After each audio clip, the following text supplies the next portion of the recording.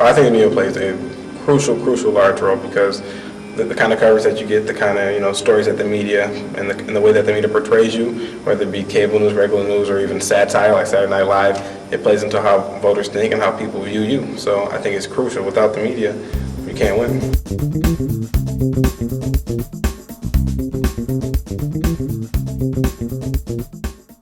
Have you registered? Are you ready to vote on November 4th?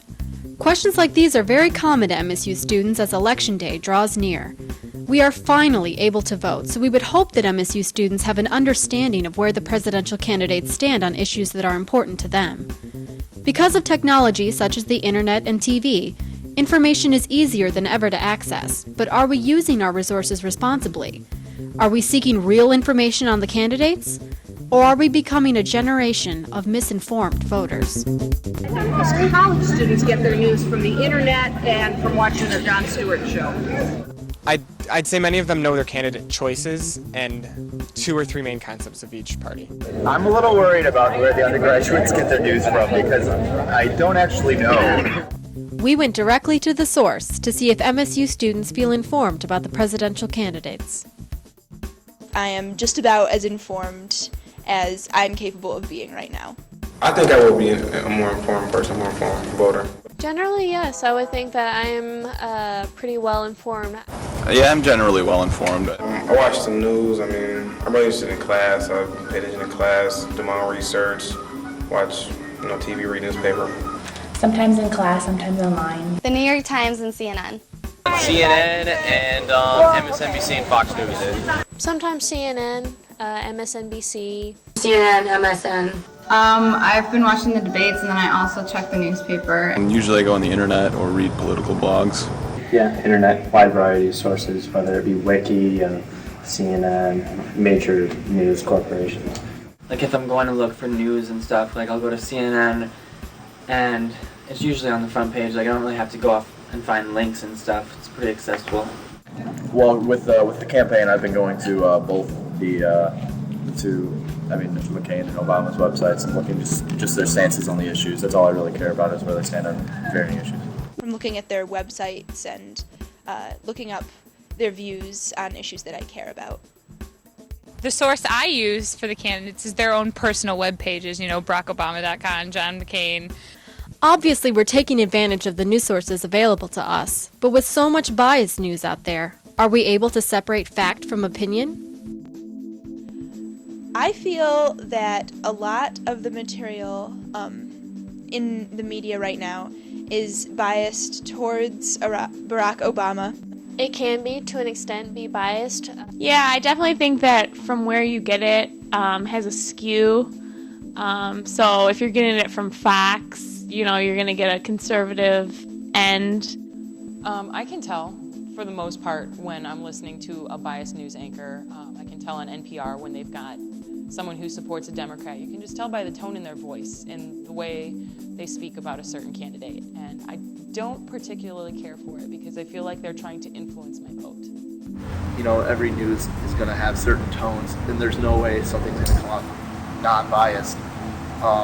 So I really look for how they use photographs and videos, and I just say, wait a minute, is that what they're really saying, or is that really how bad or good it is? As the watcher, you have to be able to spot certain things and go, I think they cut that a little bit. But if you're just watching it, then you just got to be able to pick through it a little bit. So where can a student go if they want unbiased news? I go to this website called Real Clear Politics, and they have stories from like whether they're told one way, like a conservative spin on things, or a liberal spin on things. It's not even boiled down to Democratic or the Republican Party. It's just they just have opposing stories, and you can make what you want from it. What I try and do, watch all the debates, hear it from the horse's mouth, from the candidate's mouth, watching the actual debate instead of the pretend debate on SNL, and to make your own decisions. But MSU students do want to find entertaining ways to view the news. While this may seem misleading, they are more insightful than we think. They're able to separate fact from opinion and are able to take issues brought up in comedy as a springboard for their research on important issues. For people who haven't really paid attention to the news, it's a little bit more of an entertaining way to get people to grasp the concepts of issues that are going on. Politics and our nation in general takes itself a little too seriously, so I think it doesn't hurt to have a sense of humor about some things. The appeal is the fact that if you've ever sat down and watched news for 2 hours, you probably are napping by the time you're done. Rather, if you're watching The Daily Show, it doesn't, I don't want to say it attacks everyone, but it gives every point of view, and it throws some comedy in there so you don't get bored watching it. It's a good way of getting their views across in a funny way, and it's not always offensive, and it's something that everybody can laugh at, but they're still getting a message across. No, I think it does it with a twist of like reality to it, where you can kind of see the moral behind what they're trying to say, but you can also see why it's kind of funny and satirical at the same time. And many times they're like, well, there's Palin on TV, what's she really mean? And they just see making fun of her, but many times it causes them, the person, to go and research and understand that candidate. Though the internet is an important source for information, MSU students also use it for entertainment. From blogs to YouTube, we can get lost searching the web. When anyone can share their opinions, even if it's only meant for entertainment, how do we process all of this information? Well, the internet can be used as a credible source if you go to the right sites. But the way of the internet means that everyone can say anything.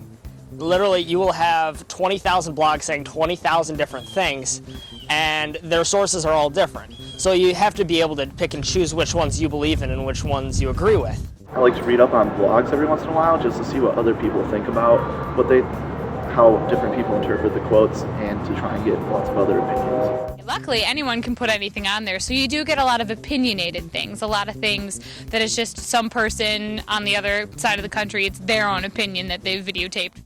YouTube has become a source for everyone to put stuff on the internet. It's absolutely wonderful. You can have a good laugh just by browsing through YouTube, and just if you search Sarah Palin or if you search Barack Obama, there'll be 50,000 videos on there.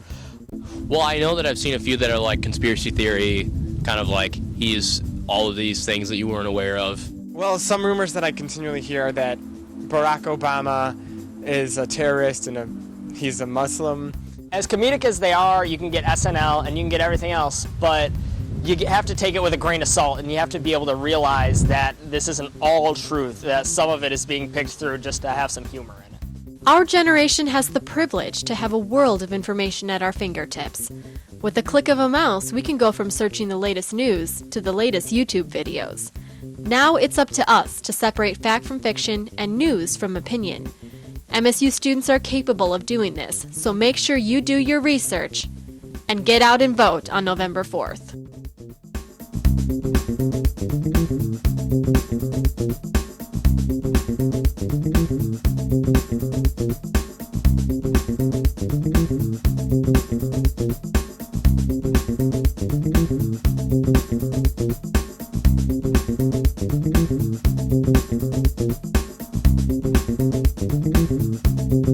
Thank you.